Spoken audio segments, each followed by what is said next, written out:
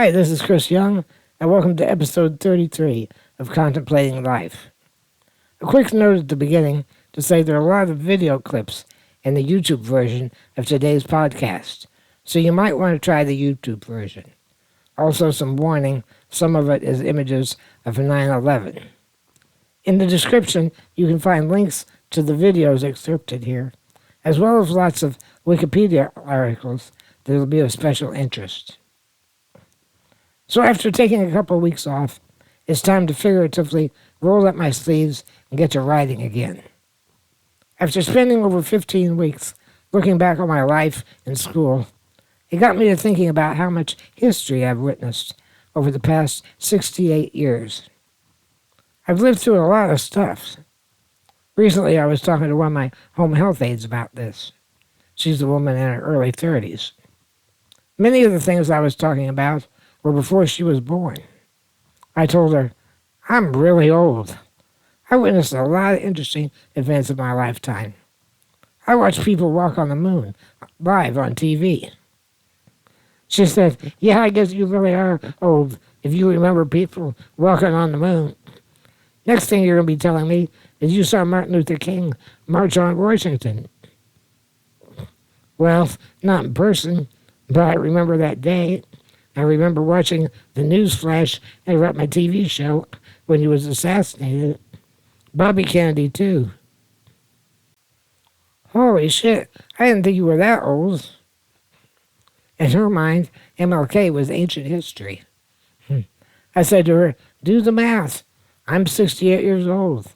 Martin Luther King was killed in 1968. I was 13 years old at the time. A couple of years ago, when it was the 20th anniversary of 9/11, I had a home health aide who was only 19. It freaked me out that 9/11 was before she was born. That really made me feel old. So anyway, I decided I would do a couple of episodes about some of the major historical events I've witnessed over my lifetime. My mother was a very political person. She was a lifelong Democrat and Roman Catholic, so naturally she was very excited when John F. Kennedy was running for president. I was in kindergarten at the time. My Aunt Jody took care of me on election day because Mom had volunteered to work at the polls. My aunt didn't live very far from my house, and they rerouted the school bus a couple of blocks to pick me up at her place. I could sense Mom's enthusiasm for JFK as a candidate, and I really saw her joy when he was elected. She explained to me it was a really big deal that we had never had a Catholic president before. I asked her, why is it such a big deal? She explained that a lot of people didn't like Catholics. Fortunately, that was something I never experienced personally. I was aware Catholics were somehow different from other Christians, but it was more along the lines of, that's weird, rather than, you're horrible for being a Catholic. My mother watched the Today Show every morning, and that brought me the news of my first significant world event that I recall, the Cuban Missile Crisis. For those of you who are too young, American spy planes had detected that Russian missiles, capable of carrying nuclear warheads, were being deployed in Cuba, just 90 miles from Florida. President Kennedy established a naval blockade around Cuba to prevent further Russian ships from delivering weapons. I could sense my mother was deeply disturbed by the news. Many people were justifiably concerned that we were on the brink of nuclear war. I have very distinct memories of uttering the sentence, "What's a blockade, Mommy?" I once told that story to a friend at church who was my age. She says, yeah, I remember that as well. My parents were worried, but we lived in Alaska. They thought that when the missiles started flying out of Cuba, we would be in the path of the land invasion that was coming right after that. Ever since I was very young, I was fascinated by space travel. While I was telling stories about my kindergarten days, I forgot to mention that in my kindergarten class, we had a TV in the classroom, and we watched Alan Shepard as he became the first American into space on a suborbital flight, May 5th, 1961. My classmates were upset that it interrupted their favorite children's show, Captain Kangaroo. I thought they were crazy. I like Captain Kangaroo a lot, but this was the guy sitting on top of a rocket, going in outer space for the first time. That was way more cool. The next big event that I lived through with vivid memories is, of course, the assassination of John F. Kennedy in 1963. I already told that story in episode 16. I was 8 years old and in the third grade. If you know any U.S. history from that era, you know that 1968 was a huge year. As I previously mentioned, I was watching TV on April 4th, 1968, when they announced that Reverend Dr. Martin Luther King Jr. was assassinated. Presidential candidate Bobby Kennedy was in Indianapolis that night, holding a political rally in a park when the news came down. It was a very rough inner-city ghetto neighborhood. He announced to a crowd of mostly black voters that MLK had been killed. He gave an amazing speech that night to keep the crowd calm. Here are some excerpts from what he said that night. You can see the entire speech in the YouTube video I've linked in the description. I have some very sad news for all of you, and I think sad news for all of our fellow citizens and people who love peace all over the world. And that is that Martin Luther King was shot and was killed tonight in Memphis, Tennessee. Martin Luther King dedicated his life to love and to justice between fellow human beings. He died in the cause of that effort. In this difficult day, in this difficult time for the United States, it's perhaps well to ask what kind of a nation we are and what direction we want to move in. For those of you who are black, considering the evidence evidently is that there were white people who were responsible, you can be filled with bitterness and with hatred and a desire for revenge. We can move in that direction as a country, in greater polarization, black people amongst blacks and white amongst whites, filled with hatred toward one another. Or we can make an effort, as Martin Luther King did, to understand and to comprehend and replace that violence, that stain of bloodshed that is spread across our land, with an effort to understand compassion and love. For those of you who are black and are tempted to be filled with hatred and mistrust of the injustice of such an act against all white people, I would only say that I can also feel in my own heart the same kind of feeling. I had a member of my family killed, but he was killed by a white man. But They subsequently raised a monument on that spot to commemorate what he did that night. Indianapolis was one of the largest cities that did not have riots that evening in response to the MLK assassination. Portions of his remarks that night are also engraved on the RFK Memorial in Arlington National Cemetery. Just 68 days after the MLK assassination, Robert Kennedy was assassinated as well. In August of '68, my family took our first out-of-state vacation. We went to Chicago and spent 3 days visiting museums.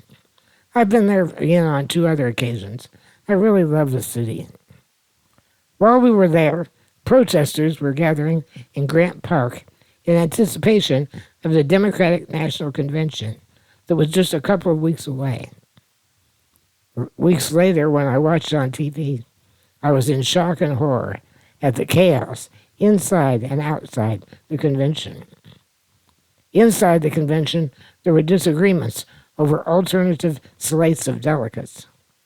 As one rejected delegate was being thrown out of the venue, CBS reporter Dan Rather was roughed up by security guards as he tried to interview the man. Forcing him out. Dan Rather? What's your name, sir? And what is your name, sir? Take your hands off of me. Dan Rather? Unless you intend to arrest me, don't push me, please. Sir, I know you won't, but don't push me. Take your hands off of me unless you intend to arrest me. Wait a minute. Wait a minute. Well, Walters, you can see.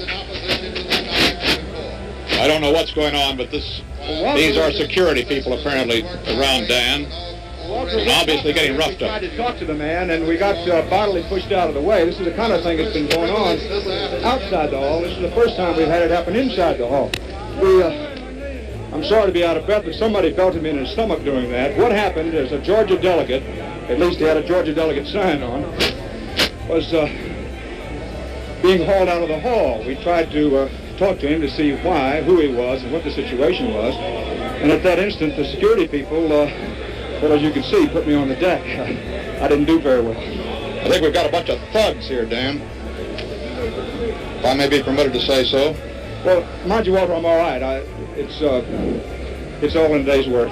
Well, I saw the performance, and it didn't look very good from here, I'll tell you that. Thank you, Dan, for staying in there, pitching despite every handicap that they can possibly put in our way from free flow of information at this Democratic National Convention. Outside the convention, Mayor Richard Daley became fearful of threats made by the protesters and sent massive amounts of police and National Guard troops to break up the protests. Protesters were brutally beaten by police on national TV. On several occasions, I've jokingly quipped, "Yeah, I was in Chicago back in '68. I'll never forget the sights I saw. All the yippies gathering in Grant Park, not knowing the fate that awaited them."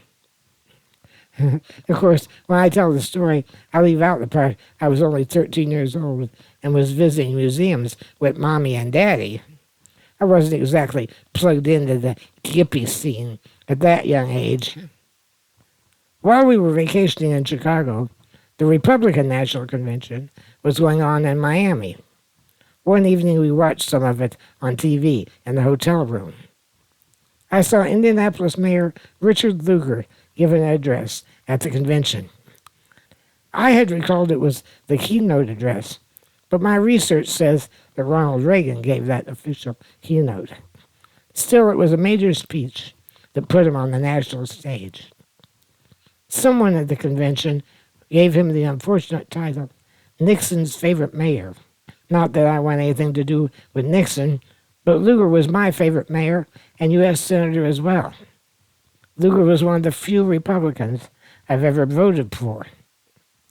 When he was mayor, he established something called the Mayor's Advisory Committee on the Handicapped, and he was a staunch advocate for a variety of disability issues as both mayor and later as U.S. Senator. I heard him speak on campus at IUPUI one time, and he was amazing. I had great respect for the man. He not only fought for Indiana issues and concerns, but he was also famous for the Lugar-Nunn Act on disarmament of nuclear, chemical, and biological weapons. In 2012, he faced a serious primary challenge from radical Tea Party conservative candidate Richard Murdoch. Murdoch held bizarre views, such as the idea that if a woman was raped and conceived a child, that was God's will. I crossed over and voted in the Republican primary that year to try to help Lugar stay in office. Unfortunately, Murdoch defeated Lugar in the Republican primary, and Democrat Joe Donnelly won the general election, despite the fact that Indiana is a mostly red state. Lugar never held political office again, and he died in 2019. But anyway, back to 1968 again. The highlight of that year for me, and for many people, was the mission of Apollo 8. Astronauts Frank Borman, Jim Lovell, and William Anderson circled the moon in December of that year. It was the furthest that human beings had ever traveled from the Earth at that time. In a live broadcast on Christmas Eve, they read verses from the book of Genesis about the creation of Earth. And for all the people back on Earth, the crew of Apollo 8 has a message that we would like to send to you. In the beginning, God created the heaven and the earth. And the earth was without form and void, and darkness was upon the face of the deep. And the Spirit of God moved upon the face of the waters. And God said, "Let there be light." And there was light. And God saw the light, that it was good, and divided the light from the darkness. And God said, "Let the waters under the heaven be gathered together into one place, and let the dry land appear." And it was so. And God called the dry land earth, and the gathering together of the waters called he seas. And God saw that it was good. And from the crew of Apollo 8, we close with good night, good luck, a Merry Christmas, and God bless all of you on the good earth. When they returned, they released a very famous photo that they had taken on Christmas Eve. The photo, called Earthrise, shows the distant Earth rising above the horizon of the moon.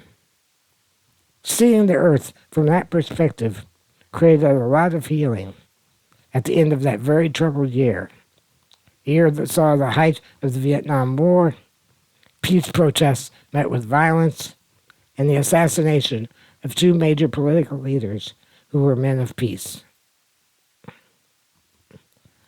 Rather than go through a chronological telling of my recollections of major world events, we're going to skip ahead to September 11, 2001.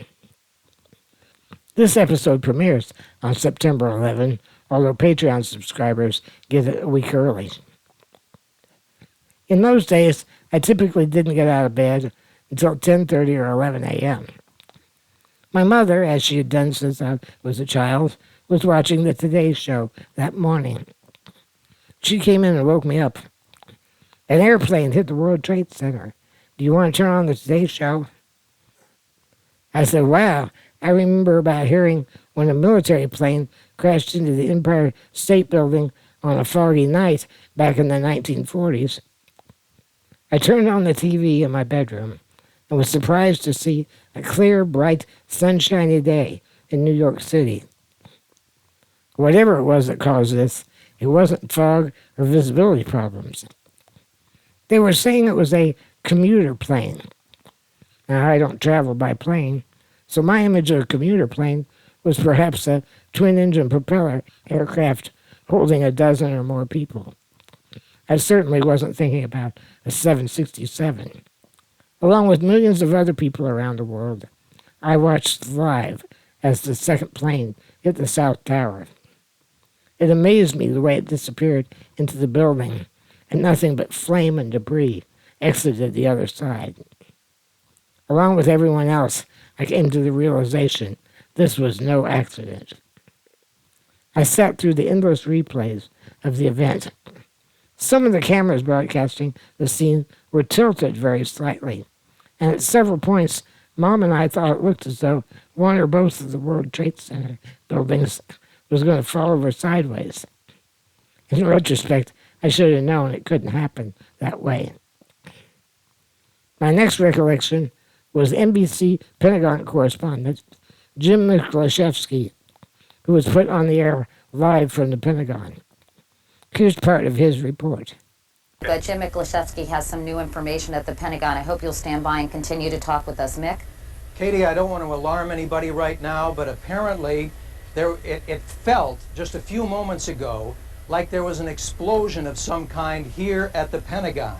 We're on the E-ring of the Pentagon. We have a window that faces out toward the Potomac, toward the Kennedy Center.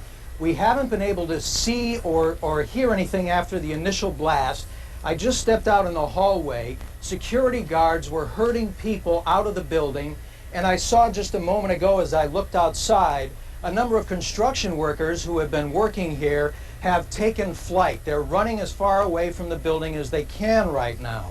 I hear no sirens going off in the building. I see no smoke, but the building shook for just a couple of seconds. The windows rattled, and security personnel are doing what they can momentarily to clear this part of the building. Again, I have no idea whether it was part of the construction work, whether it was an accident, or what is going on. We're going to try to find those details and get them to you as soon as possible. A few minutes later, he returned to the air to confirm that he had spoken to a high-ranking military man. He reported that a plane had crashed into the Pentagon near the helicopter landing pad. I don't recall the exact sequence of events. I'm not going to research for just this story, but we eventually learned of the fourth plane crashing into Shanksville, Pennsylvania. The thought that was going through everyone's head at this point was, how big is this? How many other crashes are we going to have? It wasn't any longer isolated to New York City. I think it was the next day or so afterwards. I spoke to my friend Judy, who works in a tall office building in downtown Indianapolis. She said they evacuated the building and sent everyone home in case something happened here in Indianapolis as well. I distinctly remember the speeches that President Bush gave, one at a school in Florida that morning as the attacks occurred, one at a military base where Air Force One stopped off briefly, and then again at the White House later that evening. I was shocked when I heard that the FAA was shutting down the entire U.S. airspace. My next recollection from 9/11 was when CNBC correspondent Ron Insana joined the coverage in the studio. In those days, I was a regular viewer of CNBC Business Channel because I had about $2,000 invested in the stock market, and he was one of my favorite correspondents. He appeared in the New York studios, covered in gray dust. It was all over his bald head and shoulders of his dark gray suit. He told the harrowing story of being near the scene when the first tower collapsed. A giant wave of gray dust rolled down the street. He and an MSNBC cameraman ducked inside a parked car as the sky turned totally black around them. When it settled a bit and turned into gray dust, they exited the car, and a police car picked them up and drove them out of the area, stopping to pick up some injured people to take them to the hospital. When I saw him on camera covered in dust, that's when I burst into tears and began sobbing uncontrollably. Someone who I felt like I knew personally from watching him on TV every day. Someone who I admired. Someone who was bald-headed and wore glasses and was an intellectual like me. They had nearly died. And somehow it all became very real at that instant. It wasn't always that real for me. I became detached. When I saw the footage of the towers collapsing, I felt like slapping my forehead and saying, of course that's how it looks when a building collapses. Hollywood gets it wrong almost every time. You've seen those scenes in the apocalyptic movies where they show a devastated cityscape. Invariably, there's at least one skyscraper tilted over, leaning against another one at a steep angle. Buildings just aren't strong enough to stay intact if they ever did fall sideways like that. The movie special effects people don't generally show the vast clouds of dust like we saw during the collapse of the World Trade Center. And you'd think they'd know better because of all the footage we have of controlled demolitions. Those demolitions always create vast clouds of dust that roll down the connecting streets for blocks, just like we saw from the WTC collapse. I've seen several documentaries about taking down buildings using controlled demolitions. When they blow out the foundation, the entire building starts moving straight down.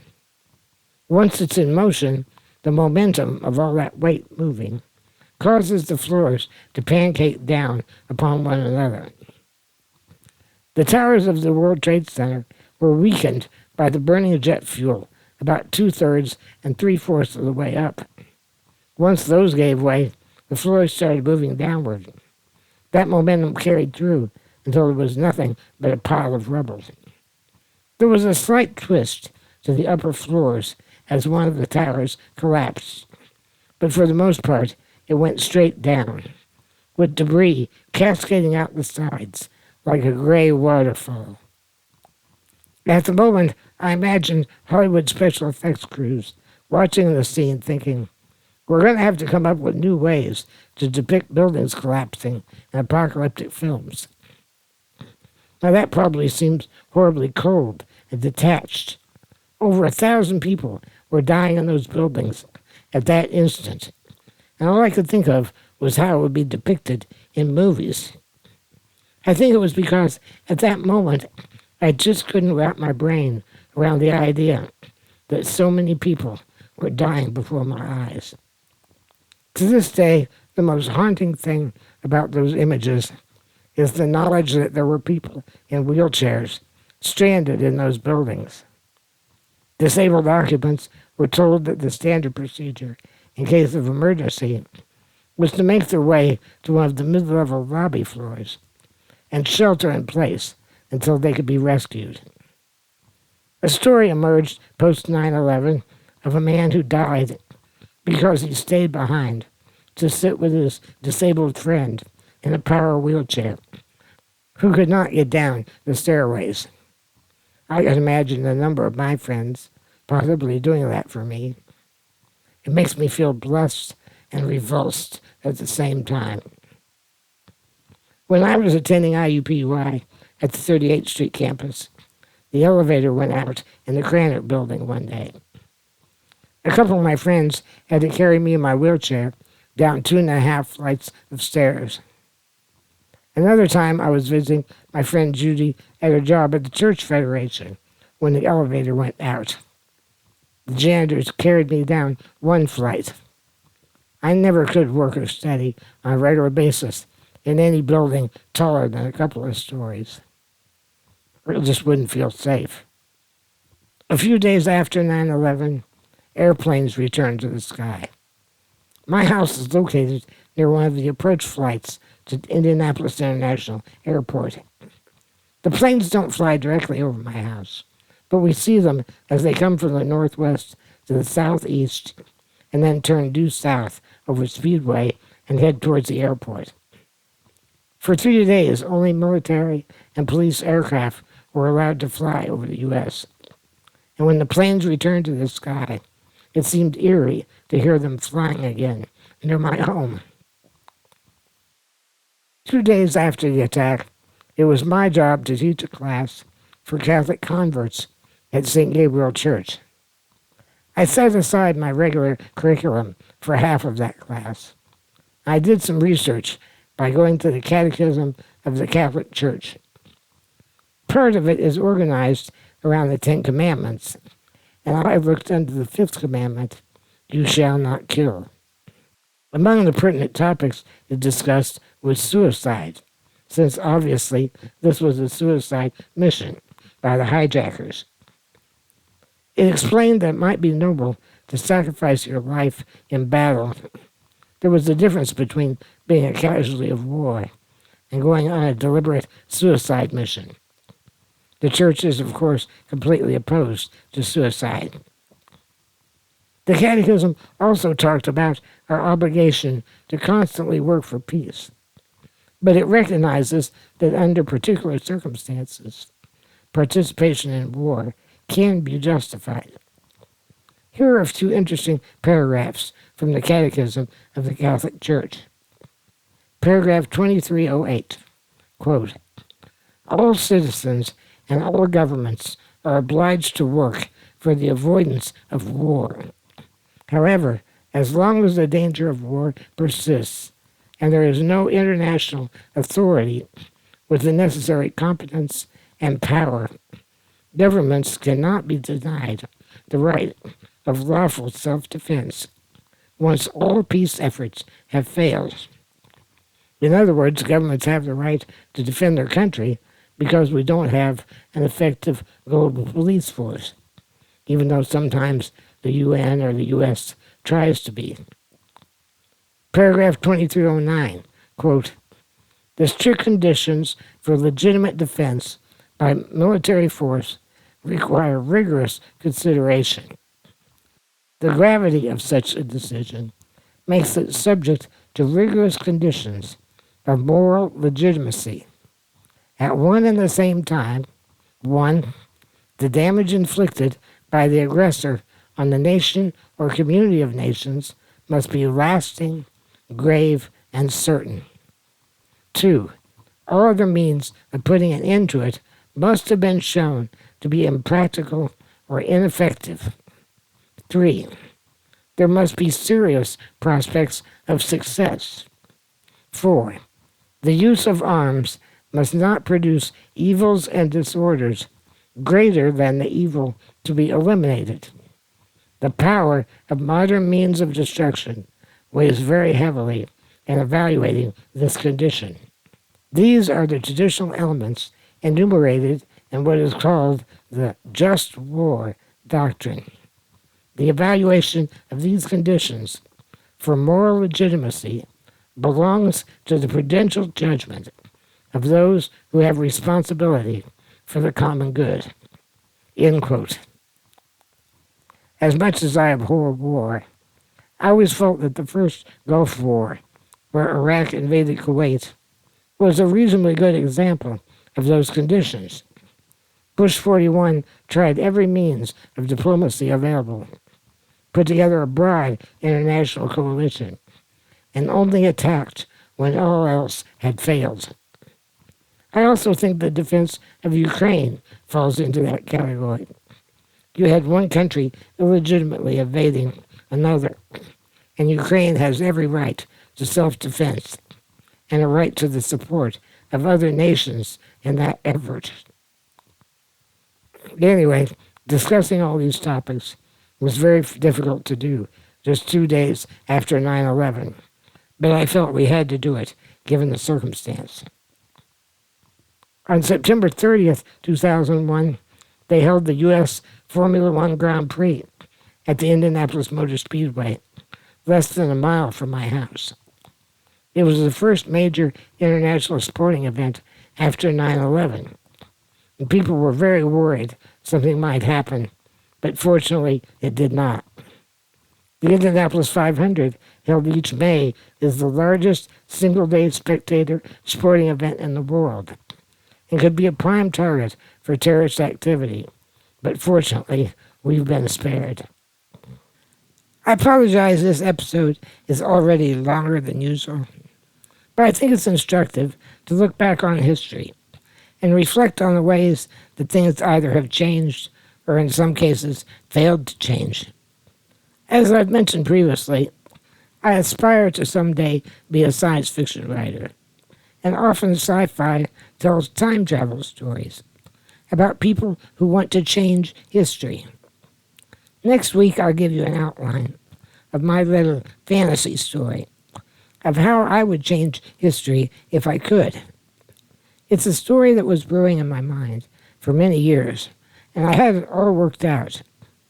I'm going to tell you how this story would have unfolded, and why recent events have made that story impossible, or at least it would be severely different than the way I intended it originally.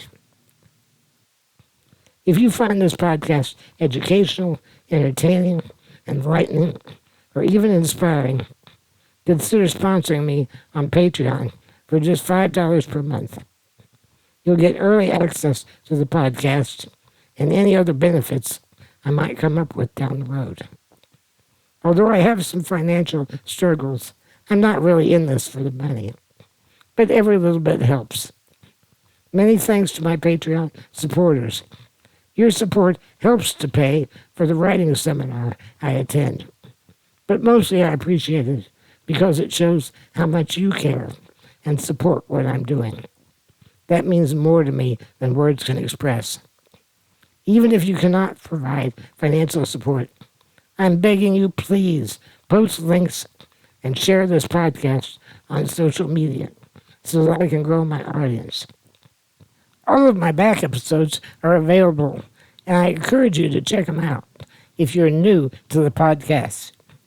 If you have any comments, questions, or other feedback, please feel free to comment on any of the platforms where you find the podcast. Share with me the stories of historical events that you've lived through. Let's get a conversation going. I'll see you next week as we continue contemplating life. Until then, literally, fly safe, everyone.